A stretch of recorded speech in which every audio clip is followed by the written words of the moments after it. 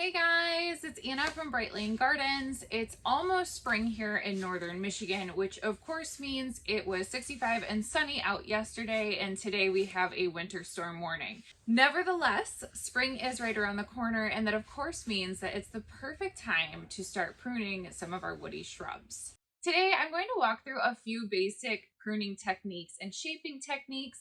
And I'm going to use my dogwood as an example here, but just know that you can apply these methods to most of the woody shrubs that you have on your property, especially if they're native to your region. I love to teach and train pruning on dogwoods because they're native to most of North America, all the way up to Alaska, all the way down to California, all the way over to the Midwest and even the East Coast. So there's a really good chance that there is some variety of dogwood that's native to your region. The other reason that I pick dogwoods is because of how fast they grow. Oftentimes these guys can grow up to 2 feet per year, both in width and height. So they're a really great plant to train on. And if you make a mistake this year, just know it's going to grow back very quickly and you can likely try the same technique again next year. When it comes to managing woody shrubs or bushes, pruning is an excellent technique for overall health. But a lot of times we're pruning for a specific shape. Sometimes we're looking for a shrub that's going to grow in nice and thick, have a lot of branches there. We want to use it maybe as a privacy screen from the neighbors or from the road. Dogwoods, by the way, can make excellent privacy screens during those summer months. Highly encourage you to try out a native dogwood if you're looking for a privacy screen. But we're just looking for bushier growth. So pruning can definitely encourage that bushier growth. On the opposite direction, we can definitely prune to encourage height. So we can try to shape that shrub so that it's a little bit more narrow, guiding more of the energy to make those branches grow up instead of out. Lastly, and this is a trend that we hear a lot about here at the plant nursery, and that is tree form shrubs. So if you haven't heard of a tree form shrub, you will soon. This is a super popular thing. We're getting hydrangea trees, rose trees, lilac trees. There's a ton of different woody shrubs that you can technically prune and train into a tree form. So I am going to show you what that looks like on a dogwood today. Dogwoods, I would say, are hit and miss with that tree form. I've done it a couple times. They're really, really pretty. They definitely require annual upkeep. They're not going to perform quite like your hydrangea trees will, and that's just because they like to have a lot of suckers down at the bottom. So we'll dive more into that once we hit the tree form section, but I do want to just show you the basics of how to tree form a woody shrub. So we're going to start with a shaping technique for bushier growth. This is definitely a common request that we get. People want a really nice thick shrub with a lot of branches there in the middle to help encourage a privacy screen from whoever that is, the cars, the neighbors, the pets next door, whatever that is. Privacy screens are great, and natural privacy screens are even better. It's definitely helpful if you have an idea of what you want to use your shrubs for when you're at the nursery buying them. So I selected 3 shrubs in front of me that would all make really good privacy shrubs, at least the start of them, and I'm going to explain why. So we're going to start with one that would not necessarily make an ideal privacy shrub one. This guy here has 2 really strong main stems, and there's really no branching down here at the bottom. So he will grow suckers next year, which are those dainty little stems that come right up from the base of the plant.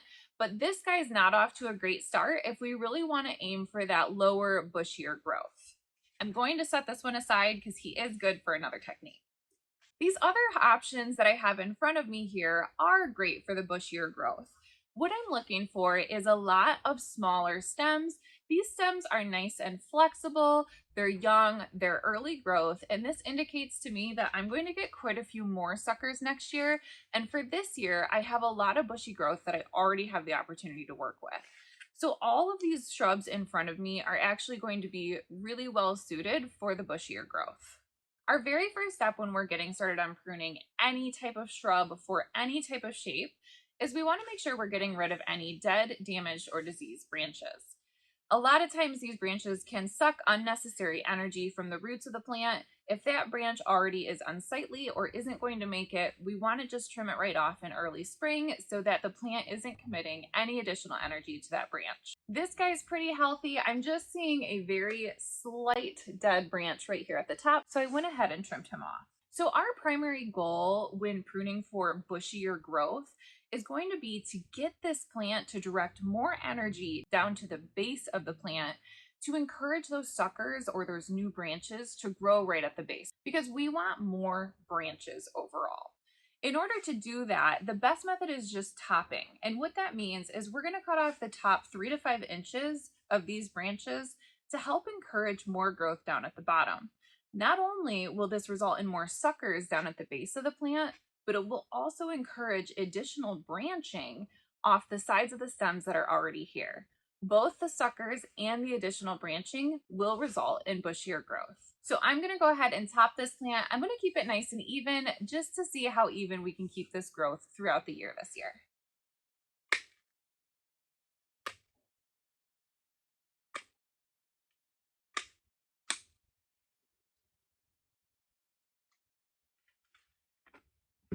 Anytime that you're pruning a plant, especially a woody plant like this dogwood shrub here, cut it on a 45-degree angle. This just ensures that water won't sit on the top of that branch, which can lead to rot in some cases. So I have nice clean cuts on the tips of all of these branches here. They're at a 45-degree angle. I'm not going to hold on to any water. This guy's all set. I'm going to keep pruning the rest of my shrubs.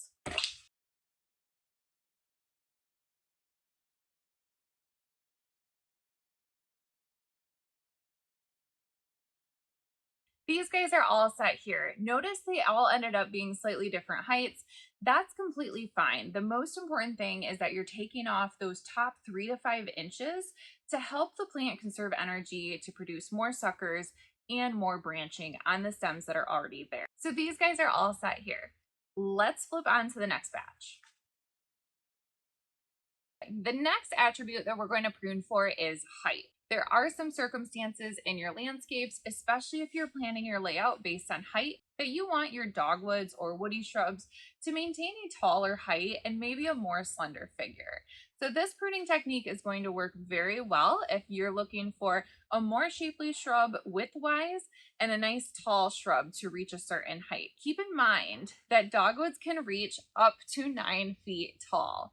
So if you prune this guy, maintain the conditions that it prefers, there's no reason that you can't have a 9-foot tall shrub in your backyard. Now, following that same first step that we used last time, which is of course to trim off the dead or diseased branches.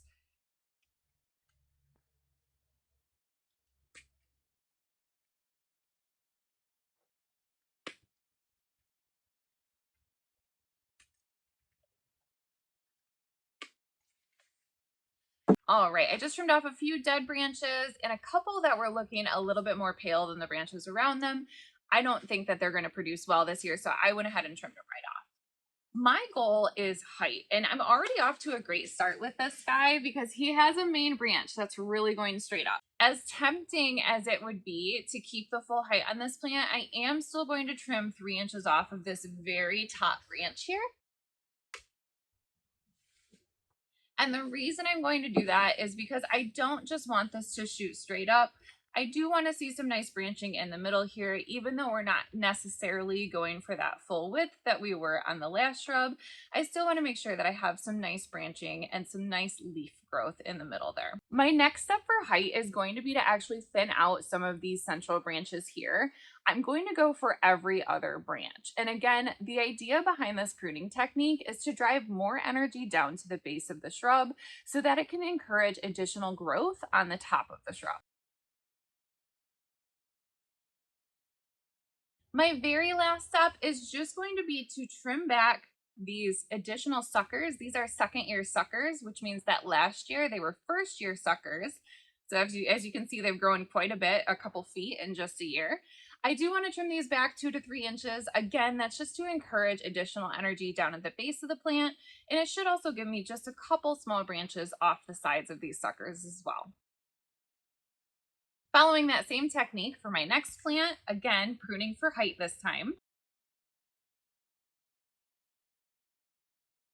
This guy did have a bent branch that still looked like it had some growth coming out after the bend. Even though it looks like this branch is going to live, anytime you see a bend or a crack like that, snip it right off. It's not worth diverting the energy when you're trying to grow this plant taller or wider. This guy's done. On to our final technique. This is the tree form part of our lesson. So stay tuned if you are interested in learning more about how to tree form a woody shrub. So tree forming is exactly what it sounds like. Essentially, if you were to let this shrub grow wild, it would grow up to 6 feet wide, 6 to 9 feet tall, and it would have a ton of branches on it. As you can see from this cutaway, you can tell that these, when left unpruned, just grow wild. So they grow super wide, they grow super tall, and it's amazing just how fast that they can grow in a couple years. They start off in these tiny 1-gallon pots, and they grow to be up to 10 feet tall, way taller than I am, way wider than I am. It's super cool to see every single year. So the goal of tree forming does kind of go against the natural goal of this shrub. This shrub naturally wants to bush out. It wants to grow a ton of suckers. It wants to have a lot of branches at the bottom. So the act of tree forming is going to require some routine maintenance because it's going against the natural growth pattern of this shrub. When I'm tree forming, it's really important that I'm selecting the right shrubs to do it with. Not all of these baby shrubs should be tree formed, and you need to look at the initial shape that they're starting out with. So I've selected 2 shrubs that will make good tree forms, and the reason for that is both of these shrubs have what we call a strong main stem. So look at this shrub in particular. You can see there's 2 stems coming up. One is nice and thick and sturdy. The other one is really flimsy, flexible, and doesn't have any branching on it. There's a very clear main stem on this shrub that I'm going to use for my tree form. Same thing with this shrub. This stem is thicker than the other 2, even though these 2 do look a little bit thicker than the sucker in this one. But this guy, by a long shot, is the healthiest, strongest stem, so this will be my tree. The shape of this one is already really great for my tree form. As always, the first thing that you're going to do is trim off any dead, damaged, or diseased branches, which this guy actually looks pretty good overall. My next step is going to be trim off all of the stems except for the stem that you've selected as your main tree form.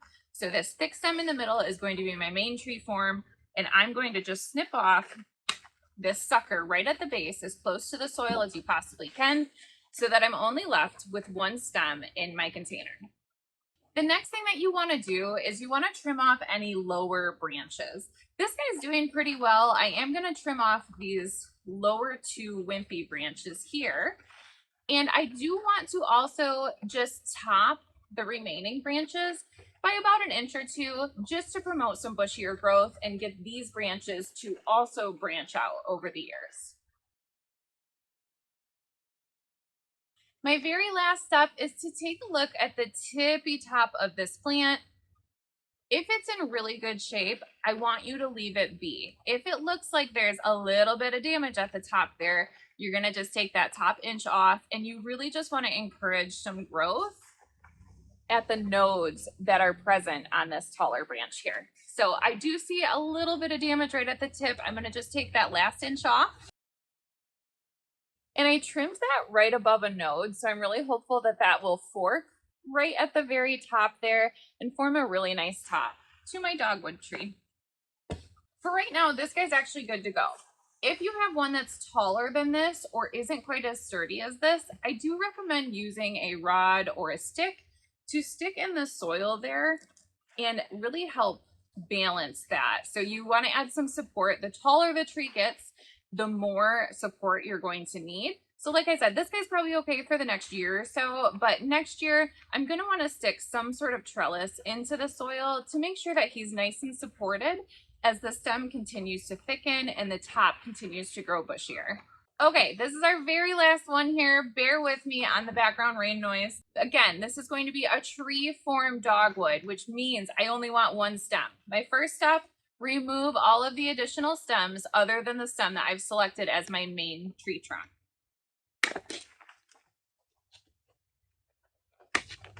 Pro tip, if you're taking off a stem that's that large or even larger, you can actually reroot these. They reroot really well. It's so easy to take cuttings of dogwoods and make a lot more dogwoods. So don't throw away your trimmings quite yet. You can definitely save the larger ones for propagation. We've trimmed off those additional stems right at the base of the soil here. I'm left with just this main stem in the middle. My next step is, of course, to clear off any lower branches, which this guy doesn't have many. There's just 2 shorter ones that I am going to shorten. And then I'm also going to shorten some of the other taller branches here to help encourage additional bushiness right here in the center. I'm gonna come a little closer to the camera because I picked this one specifically. There is something a little unique about the top of this stem here. As you can see at the very, very top, there was a branch in the very middle there that unfortunately died off. I can see that it's dead right here. It would be tempting to leave this very top stem nice and long to encourage it to grow really tall. So I'm actually going to top this tree right above this uppermost node, right next to that other branch that died off there. The reason for that is I don't like the shape of this tree. If you look at it, this top branch, this tallest branch here, makes this tree arc off to your left, my right, this direction. So I don't like how abstract this makes the tree. I want a more even, balanced look to my dogwood tree. Because of that, and because of the fast growth of the dogwood, I'm just gonna start from scratch at the top here and trim this guy right off. I know he looks a little bare. Bear with me here. Sometimes it's sad to cut these guys back so much, but like I said, dogwoods are such a good one to practice on because they grow so significantly in a year. So I'm excited to give you guys an update on this guy in just a month to show you how much significant growth has occurred.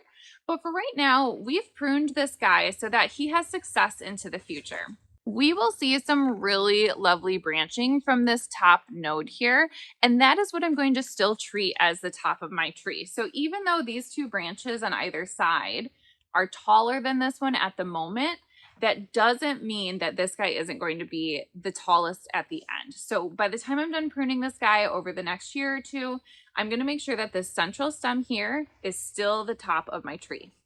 We did it. We made it through. I do hope that you benefited from learning these 3 primary techniques for shaping woody shrubs. Dogwoods are an excellent shrub to practice on. Lilacs are a very similar format to dogwoods. There's a lot of woody shrubs that you can practice pruning and trimming on. And honestly, it's really not going to hurt the plant. If you overdo it a little bit this year, you can always try again next year. Whether or not you're pruning for shape, pruning is just a healthy routine to get into with any type of woody shrub. So even if you're not looking for a specific shape, pruning is just good for the overall health of the plant. Timing is really important when it comes to pruning. So just because it's the right time here in northern Michigan doesn't necessarily mean it's the right time for you to prune where you're at. A lot of the woody shrubs that are down south are already a little bit too late to prune on. It's always best recommended when they're still dormant. So if you live further south and you have better weather than we do up here, you might already be past the prime time. Just know that this will happen again in the fall. So fall is also a great time to prune your shrubs.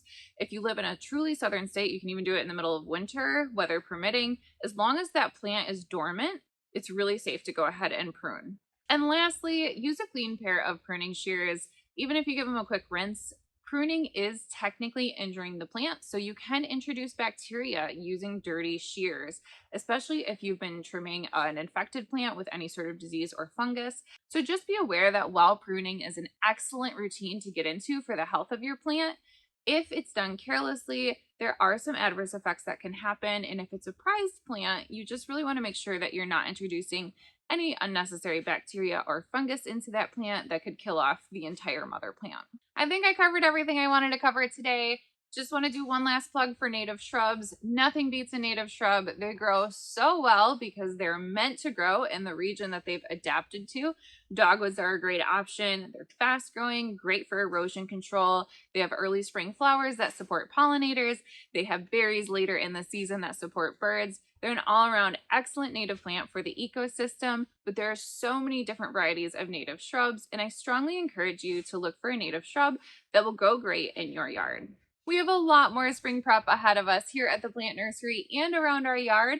So if you're interested in learning more about our annual maintenance routine, definitely subscribe to our channel and set up your alerts so that you're aware of when the next video drops. If you have any questions for me about dogwoods, native shrubs, or any sort of pruning techniques, please don't hesitate to leave them in the comment section below. I always love to hear from you guys. That's all I've got for my video today. As always, thank you so much for tuning into our channel. It seriously helps out small businesses like ours, and I sure hope to catch you next time. Bye-bye.